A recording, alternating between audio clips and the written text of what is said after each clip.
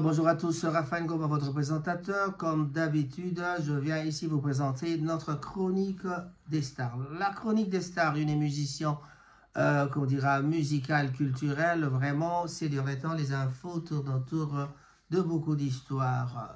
Un gouvernement déjà nommé à Kinshasa, nouveau ministre de la culture, un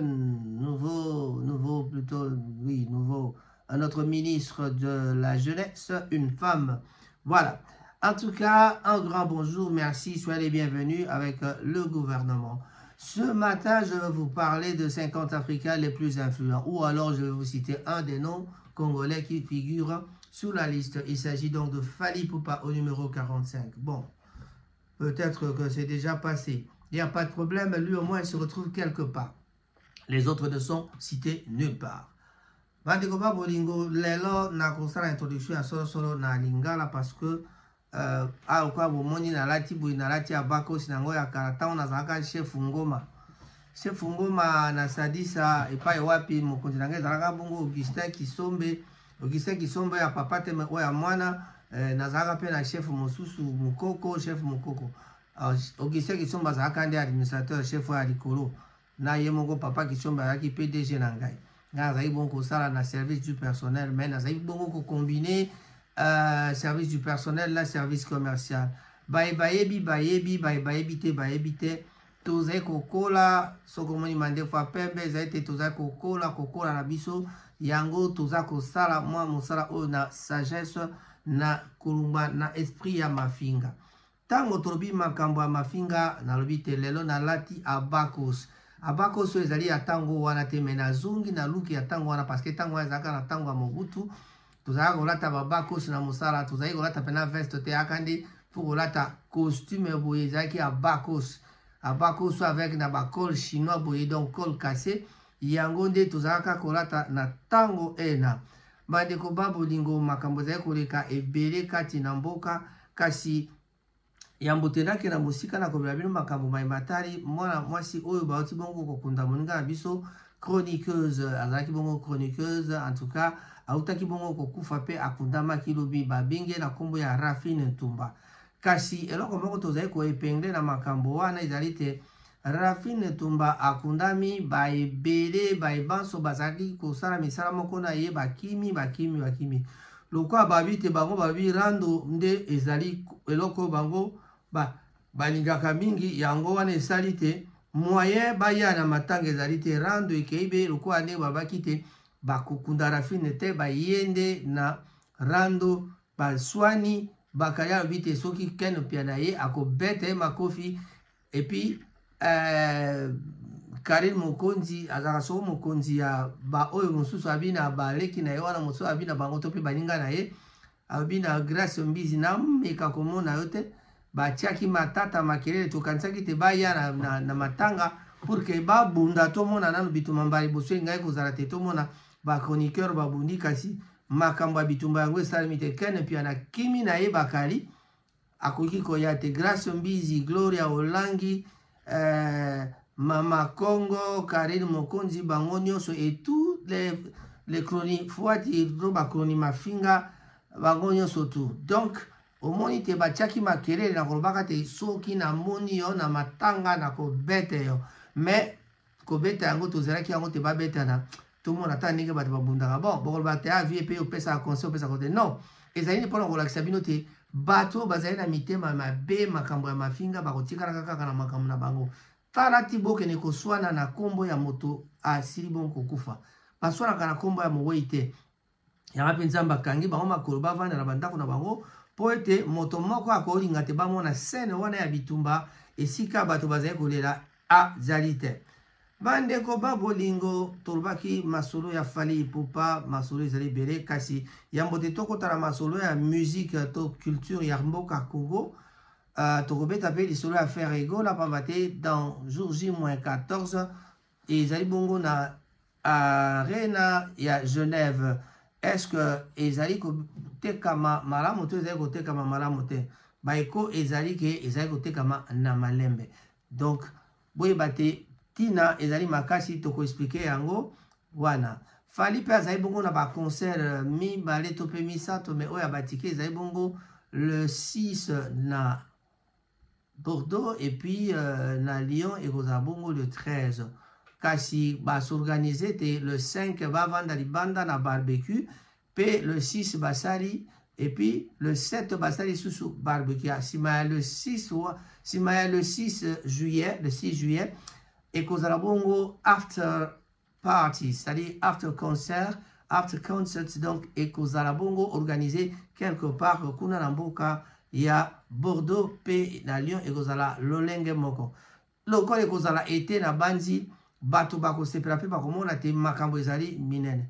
Bandeko ba bolingo mbote na bayebanso bakolanda biso, en tout cas mbote mingi na bana. Eloko moko ya malamu nzala kosengeli te bo meka bongo kosabone, bo sa makasi te bo sabone pa bate to komi nano na trompe ya monétisation te. Tozali kosenga na bayebato bazali na motema malamu bo sabone. Tozali ka kolanda monétisation te, mais biso tolandaka nde information ko kabola ba information. Tout ça la communication to ebisa bato makamuni ezali koleka. Lelo pe tokobosa na tete équipe ya Manchester ezali bon kobeta bale na bana ya Leeds. Bana ya Leeds epai wapi na mboka ya Didier Sessa. Na yebi bato ya Leeds barombo batebele. Mais en tout cas na kolika te Jean-Marie Moussa epai esika vandi na Bradford akobeta mwa tour na Leeds po ezali kala mwa mosika mingi te. Donc ekozala opesi mbwambwa boy moya lelo ezali kitoko biso tozwi ngonga ya kotambola bongo te, mais en tout cas na poko ya lelo bayeba kozwa ngonga bakende kotala match kuna na Leeds epai wapi ba Pimax, ba John Kalubi, ba Kayembe, bana nyonso ya Manchester bazali kobeta bale lisana motopi lisana ndembo epai wapi ekosangisa ba jeune ya Manchester na ba jeune ya Leeds. Toko profiter na yango po te topesa tata ya Leeds mbote ezali bongo Didier Sessa ya zalaka bongo moninga ya ndeko Trésor Okoko to profiter pe topesa mbote.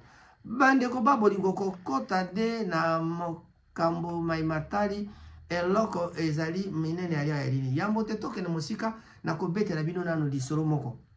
Mariage entre frères et sœurs, est-ce que c'est possible? Exemple ya couple moko na Kenya leki na kulutu penda o babengi te ya tata moko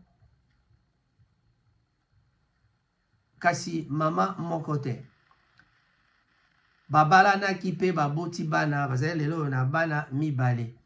Bandeko ba bolingo masolo ezali pasi mingi na kolanda. Ceux qui ont tali reportage wana j'ai retrouvé ça quelque part dans les réseaux sociaux, na mona ki amona réseaux sociaux et pesa ki pasi mingi komona te bana ya tata moko mama moko.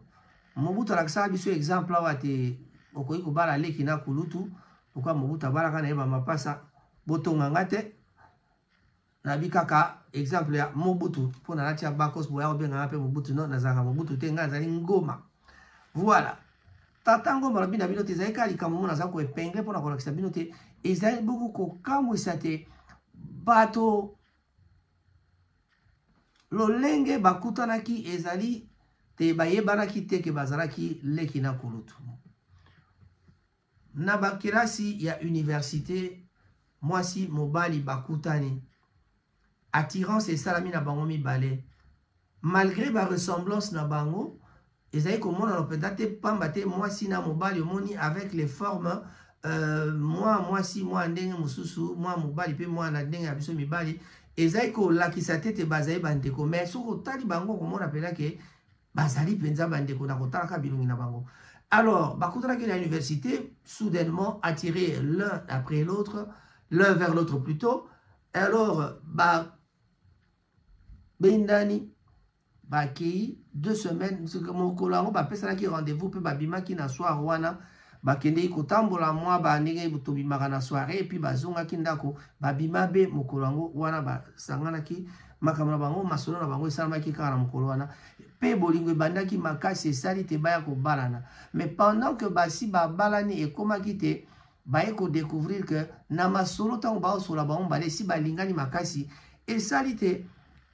Yo lakisanga nano photo ya papa na yo abitala photo ya papa na ngai ya kufa akenda na ye tout ça mais nga na bokwamaka mingi epai ya mama na ngai oyo pe mwana mwasi mosusu alobi ngai pe na bokwamaka epai ya mama na ngai mais papa na ngai en tout cas namona ye kala mais nazalaka na photo na ezala natala balakisa photo presque bazolakisa mais les deux photos différentes mais kaka moto moko wana mais oyo papa na ngai mais papa na yo na lolenge kanabi te papa ya botinga penza yo tango balandeli makambo yango et koyebana te bazali penda bana ya tata moko mama moko mais ekomaki trop tard bolingo basi basalaki oyo tobengaka na lokota ya li français inceste esilaki bongo kosalema ekomaki trop tard te bato bazonga nsima pamba te bolingo na biso amour so ekoti na kati ezalaka mwa pasi tosi tomona mwana mobali aluki mpe makango na mama leki to mpe cousine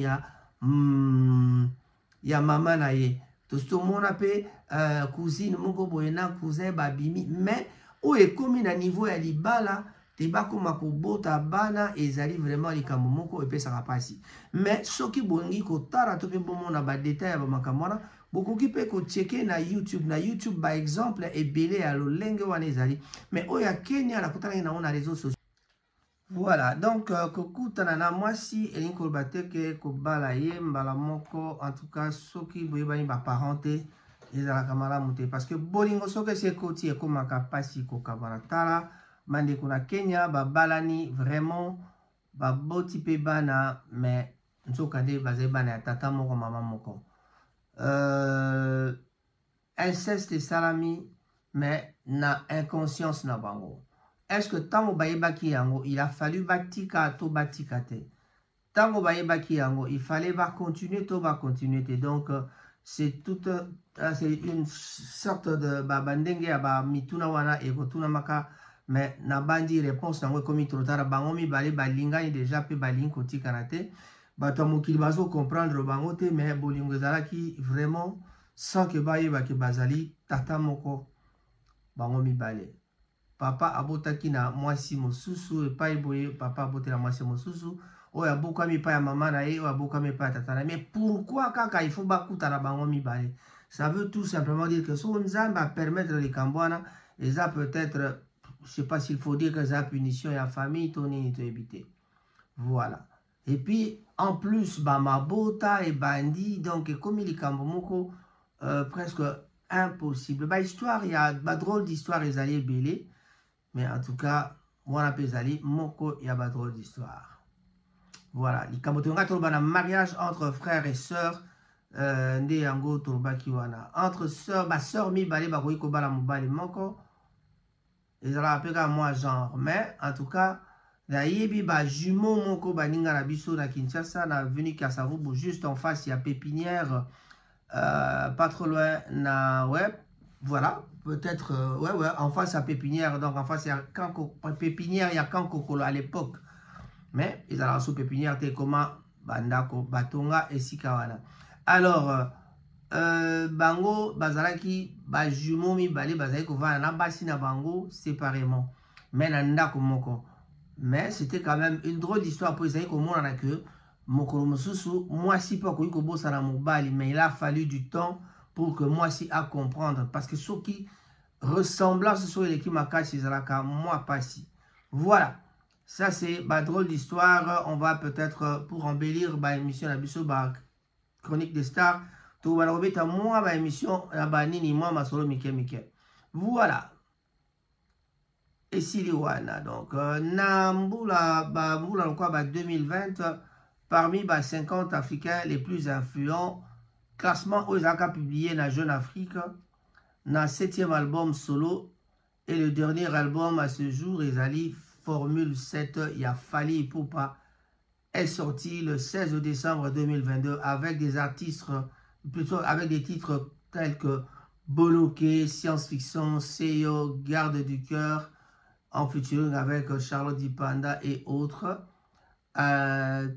Tozali naba Mayday, Tozali naba Marlène, MH donc Marlène, Marie-Hélène, ba Marlène, ba nzembo ezali belé na bino, bo déguster, bo continuer ko discuter yango. Fally Ipupa Azali, chanteur congolais, il y a vraiment la République démocratique du Congo avec beaucoup de témoignages na vinaye. Awa Rafin Tumbakufi ezali kaka soki tuni ba websayo ezalaki boye mingi Fali Ipupa pe asala kiboy. O bato mosusu bakufe pa kuna a Fali Ipupa asala kiboy. Donc Fali Ipupa aza toujours na ba témoignage ebele ya kitoko bato ebele baza kokumisa babite tika ete Nzambe apambola ye pamba te azali ko assister bato mingi mais na vie na ye pe toyebi bien que aza kosala makambo matali ba orphelinat tout ça. Mais ce qui tolobi totala mwa moke historique ya Fali Ipupa historique opesa biso nini après sorti na juillet 2017 il y a Tokos tala esika échelonnement to bandenge nini Fali Ipupa a monté graduellement tiko koma lelo na top niveau. Après la sortie en juillet 2017 il y a Tokos, son 4e album solo qui fusionne, fusionné rumba et musique urbaine. Le Congolais Fali Ipupa à l'époque il avait 40 ans et avait confirmé son statut de star international. Et il s'est offert des collaborations tous azimuts, donc avec MHD, Booba, Wizkid, R. Kelly, et avait entrepris une tournée internationale à l'époque, en 2017, a commencé à Lomé à poursuivre en gros dans de nombreuses capitales africaines et puis à achever à Los Angeles. Alors, quand Fali faisait tout ça, les gens disaient Matalana, Bilanda, Landa, Koluka, Komi Moni, Salami, Sabatone, Tokoma la terre, mais Bobimi, Salabiso, Matalana. Voilà. Donc, Ipupa s'est imposé d'autres terrains que le sien en signant avec NBA Africa en Afrique du Sud et en participant au jury à émission. Il y a émission à NBA Africa. Voilà. L'Afrique a donc un incroyable don. Fali Ipupa, donc l'Afrique a un incroyable talent. Donc, Wana Eri Nikambo Barbi pour la Fali Afrique a un talent incroyable. En dépit de sa célébrité, 1,6 million à l'époque, il avait déjà 1,6 million de followers sur Facebook à l'époque. Donc, c'est quoi, comment on a plus que ça? Il est au-delà de 2 millions. Il reste très prudent en politique et ne s'est jamais formellement engagé pour ou contre Joseph Kabila à l'époque. Tilelopé a tikala kozala na tendance ya moto moko te à part que bayoka toyoka ki abwaka Martin Fayulu. Donc vienaye banda un certain moment. Mais il n'est jamais entré dans ma gambetali politique. Ça c'est une façon ya ba discrétion ya Fali Ipupa o salite a kenda malembe. S'il est donc durablement mis à dos par non. Si il s'est durablement mis à dos, les combattants des opposants ont provoqué l'annulation d'un concert à Paris en juin 2017. Il se produit régulièrement à Kinshasa où il s'était investi donc à l'époque par ailleurs dans la construction d'orphelinats et le développement du réseau d'eau courante. Donc, Fali Ipupa toujours dans ses œuvres. Donc, voilà un peu échelonnement et en moto abonné au Sabilo Kwana. Donc, Fali Ipupa, le Congolais ne doit plus normalement combattre le Congolais. Yoana Maloba Fali Aloba Kike, Congolais a combattre Congolais. Donc, le chanteur a cartonné dans Tokos, par exemple, un album plus urbain, plus moderne, qui multiplie les collaborations, il a multiplié les collaborations avec à la fois francophone et anglophone. Il y a un des salaki que Fali a taillé qui chemin naé pour comme l'élo na niveau où azali na yango. Donc,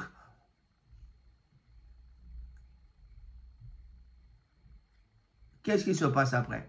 Kinshasa et de Paris, le travail a payé, le virage aussi, car avec ce 4e album solo, The Hustle, a choisi donc à s'écarter de la rumba à l'époque, Natango Tokos, qui a fait de son succès baptisé Tokos en référence Lingala et Lakisi qui toque, Lingala et Lakisi qui toque. Ce qui est beau dans ce qui est bon. Le disque s'aventure sur un terrain inexploré et glissant. un terrain vraiment inexploré, un terrain glissant. Donc, terrain, on est allé qui un peu exploré, mais les allés glissant. Mais il y a kota qui kati wana pona koluka, komeka kota la na sala nini. Ndi wana sala ki ndi toloba ki sala ki ba featuring na ba baninga mususu lokwa ba MST, ba Boba, ba Wizkid, R. Kelly, et puis venait le tour de Dadju na ba ndeko mususu oyo que black on nyonso ya poto ba nyonso ba yemba na poto. Donc voilà, objectif na ezalaki seulement la modernisation de son style. Il cherchait à se frayer un chemin pour qu'à moderniser style naïe, mais aussi de frayer de nouveaux publics, de se fédérer de nouveaux publics. Aluka qui a kotisa azalaba public asika. Et il est parfaitement atteint. Par exemple, le Banze Moloka Bakinam, le titre sur lequel Booba joue les porte-flingues de la rime, compte déjà donc plus de 17 millions de vues sur YouTube et a convaincu des amateurs de rap ne connaissent pas même le nom des Poupas. Voilà. Donc la chanson qui célèbre les billets de champagne et les filles faciles ne le réconciliera pas avec les combattants congolais qui lui reprochent de faire du divertissement quand le pays souffre par un silence complice de soutenir le régime de Kabila. Ça, c'était à l'époque. Tant que Yazoluka a se frayer chez moi, on a kenda pour toi, betana ba Afrika ya wasala ba featuring na batona, alinga betana ba zenith bobaye ba chekal ba tumbi ba nini ba sali ba pekisa kutu abeta. Alors, à Fundaki, P. Azwaki a gagné qui gain de cause, il a eu gain de cause plutôt, il a obtenu gain de cause, comme on dit en français pour ne pas traduire Mabé. Les 10 militants l'ont donc empêché de se produire le 22 juin à Paris dans les locaux de Warner, dans la capitale française. Donc la star s'est exprimée sur le sujet et sur sa métamorphose. Voilà, donc métamorphose, il a fallu tango habite na zonge la rumba, tango betel bisoga Formule 7. En tout cas, vous voyez vous-même comment force nini Formule 7 et na yango, force nini Formule 7 ezako sala, likambo nini Formule 7 ezako sala. Alors, maintenant, Kombo ya fali pour pas essayer mati likolo comité, ceux qui ont tangi Kombo ya fali, bazo tanga ekaka number 1. Voilà. Nzambe azali ko sala oyalingi ko sala. Nous ne pouvons pas changer les choses. En tout cas, ezali kaka moi historique poto na moi sima na cadre ya chronique. Lelo boye tozali na ba concert ezali ko ya le 6 juillet et le 13 juillet. Bordeaux et Lyon, le 6 juillet. Bordeaux, c'est le 6 et Lyon, c'est le 13 juillet. Voilà. Ndenge ekobeta mawana, simayawana bakokenda, F victime na fali pupa bakokenda na Italie, kobeta na festival moko ekosale mabongo na Italie. Simawana na août, le 10 et le 11, double martyr na Kinshasa. En tout cas, na Moniba na Kinshasa, baza se préparer très bien. Mama tête ya maman ya ba astuce na epsa kibino. Azali na groupe ya ba warrior. En tout cas, na eko découvrir quand même kota la télévision, topé kota la ko naviguer parfois dans les réseaux sociaux, on découvre plein de choses. Moninga mosu au solranaye, à l'exemple de Mama Titia comme je le dis. Donc pour solrana moninga mais oyeba même pas que Azali vraiment Mama warrior ya solo. En tout cas, bravo, Nabilo, on a mis au théâtre pour en guise de préparation. Il y a Masolo, il y a le 10 puis le 11, 48 heures. Est-ce que 48 heures, voilà, et là, on dit qu'il fallait fois ça là. Fallait fois ça là. Presque la même chose n'inga salaki na Europe. Deboye dernièrement, dans le stade de Martiro et les Kaki, bah, Soma qui est, bah, Ataka qui est, que, bah, Liaki Batou, Aboma qui Batou, oh, Batou Bakoufa qui. Il y a des gens qui disent qu'il était le responsable de cela. Bon, Naba pasteur, Nabino ba prophète, ba komaga, ceux qui m'ont koufi na milieu de musique, Zalikabo. Na biso ba fanatique, komaga, na milieu wana, ceux qui kaga motazuli kambo, allez moto. Donc, vraiment, dans le milieu, il y a des musiciens, moto fois koufarate. Dans le milieu, il y a des musiciens, bien sûr, Masolo, na bango, il y a des fétiches, na milieu wana, mais il reste à savoir, ceux qui ont la preuve, il y a ma fétiche, ne peut confirmer, mais les gens parlent des histoires parfois sans en avoir la preuve. Voilà, kozanga preuve ali kozala koluka kobebisa masolo ya bato. Batata ba mama bandeko na masolo mana to bandi ko kende moke na kochute na yango to kopesa mbote na Etienne Dompuya na le pétrolier Herman. Un grand bonjour na Baeba na Rocco l'anglais aussi to pesi mbote. J'irai mon frère Armani le président. Baïbazé Gobengi Sabungo, Joli Moubiala, le retour en force et à Joli Moubiala na Manchester. Joli Moubiala que nous avons connu avec Banzembo Oyo Ba Ebele. Oyo Toibanaki na ye na Vivala Musique à côté à son frère Emenea. Les loyo a beta kalesu su musique penza te mais à lobby retour en force à Ego Banda Yango na Manchester. En tout cas l'organisation Armani na Norbert Wawa Tokolanda Bango, Joli Moubiala sera ici la semaine prochaine à Manchester pour la répétition. Naye naba musicien bakouta Londres na oya la bango à partir à Paris pour que ba mekako la kisabiso moi mon cœur image il y a eloko bakobeta le 29 juin 2024 na centre ukrainien. Merci en tout cas les gens qui communiquent wana pour que tout kokakosu qui ça masolo. Voilà. Batata, ba mama bandeko, ne turubaki kaka, soki, motozai na badout, azala na badout, kasi, vraiment, toke ba na salaka tembe ezanga tina.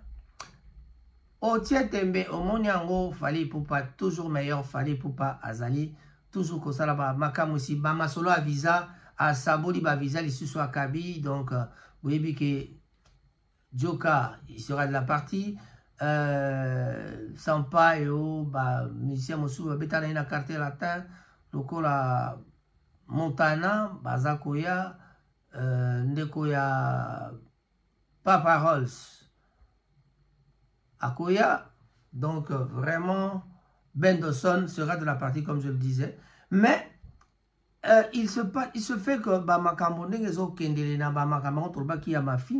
critique. Pourquoi ne pas faire des analyses, des vraies analyses pour que et éduquer bien. Mais on a entendu on a émission on a côté la bino prochainement extrait à moins que ballon la yango. Prochainement la côté la bino balobite Papa Rolls azali ko benga orchestre Fali Mbelekete Jazz. Mbelekete Jazz babeta 40 000 places bato bino komisarana babeti yangote. Mbelekete Jazz babeti ba place ebele. Mbelekete Jazz ata moko te beta Zénith, Mbelekete Jazz ata moko te beta Paris. Bon, na ba mususu kutu bali ba oyo ko benga orchestre solo babeti ata bisika oya betite. Oui, Stade de France, c'est déjà en 2025. Et puis, tout ça, elle est dans Los Angeles, na Madison Square, et pas aux États-Unis, programme Ezali et Belé. Après, concert, il y a Lyon à Bordeaux. Il y a Bordeaux à Lyon. À côté ça, calendrier, Mosusu Oyo, il y a. Il y a Sika pour la collection. Ni 2025 et Kozala. Mais en tout cas, actualité qu'on tourne la Fali, mon banda qui na novembre 2023, azo qui na tina 2025, azali busy. Mais zone sombre moko na pas ya Fali, azali te ambassy ami longola qui katina orchestre. Azali zone sombre na sens ni que motoso qui azali ko sala. Azali quand même parmi hommes à succès dans Katia groupe, il a fallu pour pas. Ce qui a mis l'ongoli, bato baromi tout le babi, mais pour nani motami l'ongoli, mais ezali normal. Qu'est-ce qu'on a vu sur bato balong bakaka, bato ba changeara kaka. So totali origine ya Zaiko, papa wemba, boziana, nyoka longo, malage, bato ebele, manoa waku, bato ebele, beniko, beta na Zaiko, on a botaya otanga na bato bakufa Allez, bato ebele ba beta beta na orchestre wana, mais talaka ba sukaka wapi ba lombaka pe ba sala sala ba orchestre bango. Nde yango wana to yebi pe wenge musique ezalaki wenge BCBG 4x4, mais ekoma wenge BCBG na wenge maison mère. Donc, ba scission na ba orchestre na biso to yebi ke ezalaka kaka. Alors, on souhaitera toujours bonne chance na Ambasi, le bourgeois. Toyoki nzembo pe ebimi eza koyeba na moke malembe ba répétition eza kosala mabongo na Kinshasa azaki pe ko recruter. En tout cas, bonne chance. Et c'est sur cette note là que nous disons au revoir et on se retrouve à la prochaine occasion. N'oubliez pas de vous abonner sur notre chaîne Rango TV, R-A-N-G-O-T TV. Voilà. Lelo ezalaki bongo na makasi ya Cyril Modogo, le président. Oyo azali bongo patron ya Caribou Restaurant et Paiwapi tozalaka mingi kolekisa ba weekend na biso na Basic. Bandeko ba bolingo soki bozwi temps jeudi, vendredi, samedi, dimanche tokutana na Caribou. Ete yango oyo bandeko ba bolingo musique ezalaki somo lobby. Félicitations à toi, DJ Brandon, que je salue. DJ Brandon, mon petit neveu, en tout cas, continue la moussala, tout ça. Despacito. Bye bye.